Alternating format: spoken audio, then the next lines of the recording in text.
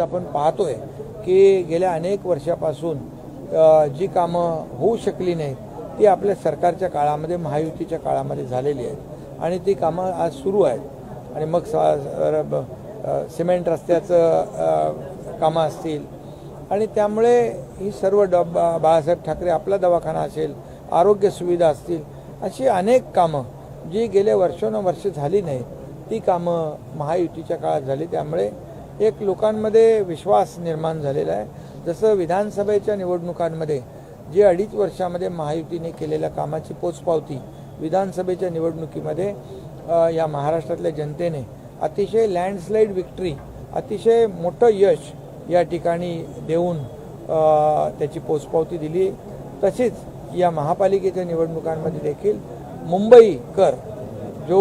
मुंबईकर मुंबईच्या बाहेर फेकला गेला आहे त्याला देखील मुंबईत आणण्यासाठी SRAचे रखडलेले प्रकल्प, म्हाडाचे रखडलेले प्रकल्प हे देखील आपण मार्गी लावतोय आणि त्यामुळे मुंबईकर सुज्ञ आहे. गेले अनेक वर्ष जे काम पूर्वी व्हायला पाहिजे ती कामं झाली नाही ती आता होत आहेत आणि मग जे गेल्या अनेक वर्षमध्ये ज्या मुंबई महापालिकेमध्ये ज्यांनी सत्ता राबवली आणि मुंबई ही सोन्याची अंडी देणारी कोंबडी म्हणूनच पाहिलं आणि मुंबईचा फक्त स्वतःच्या स्वार्थासाठी वापर केला, त्यामुळे मुंबईकर या निवडणुकीमध्ये काम करणाऱ्या, विकास करणाऱ्या लोकांच्या पाठीशी उभे राहतील, महायुतीच्या पाठीशी उभे राहतील आणि म्हणून महायुतीचं काम पाहून महायुतीचा भगवा झेंडा मुंबई महापालिकेवर फडकेल याबद्दल माझ्या मनामध्ये शंका नाही. सर, इतिहास राहिलेला आहे की शिवसेनेचा झेंडा नेहमी महापालिकेवर फडकलेला पाहायला मिळते. यंदाचं चित्र कसं असेल? तुम्ही आज सगळ्याच नगरसेवकांना मार्गदर्शन केलेलं. महायुतीचा भगवा फडकेल, मी सांगितलं ना, महायुतीचा विकासाचा झेंडा फडकेल.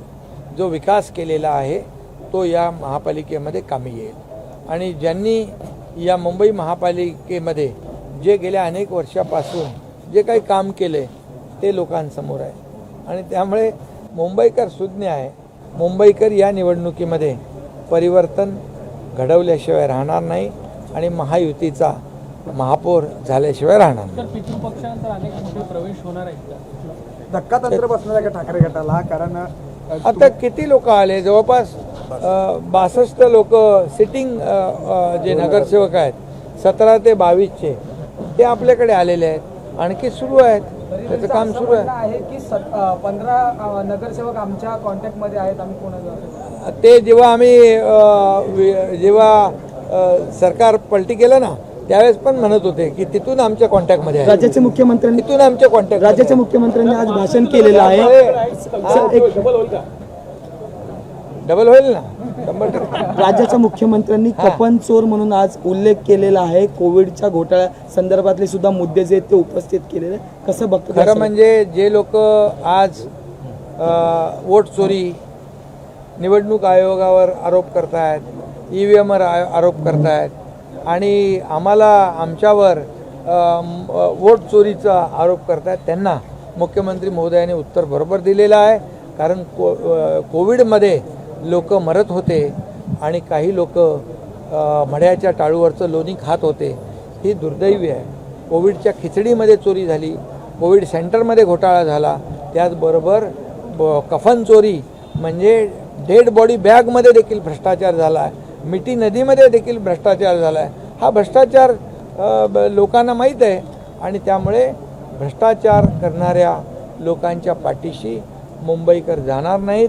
काम करणाऱ्या लोकांच्या पाठीशी मुंबईकर राहणार आणि म्हणूनच मुख्यमंत्री महोदय जे म्हणालेले आहेत ते बरोबर आहे. सर, ते असंही म्हणाले आहेत की मागच्या वेळेस महापौर जो होता तो भाजपचा बसणार होता आणि तेव्हा उद्धव ठाकरे जे होते ते नाराज झाले होते असं मुख्यमंत्री म्हणाले आहेत. बरोबर आहे, खरं आहे. त्याचं साक्षीदार मी स्वतः आहे आणि त्याच्यामध्ये माझं मोठं योगदान आहे आणि म्हणून मी एकच सांगतो की जे बाळासाहेबांची विचारधारा सोडून दुसरी विचारधारा धरली ज्यांनी त्यांना लोकांनी लोकसभेत देखील आणि विधानसभेत देखील जागा दाखवली. त्यांनी म्हटलं की जिंकताना आम्हाला गनिमी कावा कसा करायचा हे माहिती आहे. याआधी आम्ही 2022ला गनिमी कावा दाखवलाय, या पुढेही दाखवू. कोण म्हणा? मुख्यमंत्री म्हटले आज.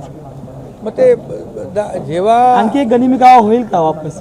जेव्हा अरे बाबा त्याला उठव आणि जेव्हा बघा बाळासाहेबांच्या विचारांची प्रतारणा झाली आणि जेव्हा या महाराष्ट्रामधल्या जनतेने शिवसेना भाजपला मॅन्डेट दिलं होतं, ते मॅन्डेट धुडकावून स्वतःच्या स्वार्थासाठी जेव्हा काही लोकांनी बाळासाहेबांचे विचार सोडले, त्यांना लोकांनी जागा दाखवली. त्यामुळे महापालिकेमध्ये देखील आमचा विकासाचा अजेंडा आहे. विकास विकास आणि विकास, डेव्हलपमेंट आणि डेव्हलपमेंट ती लोकांना दिसते आहे. आणि ह्याच मार्गाने आम्ही पुढे जाणार आणि याच मार्गाने विकासाच्या अजेंड्यावर लोक महायुतीला मतदान करणार आणि महायुतीचा महापौर होणार.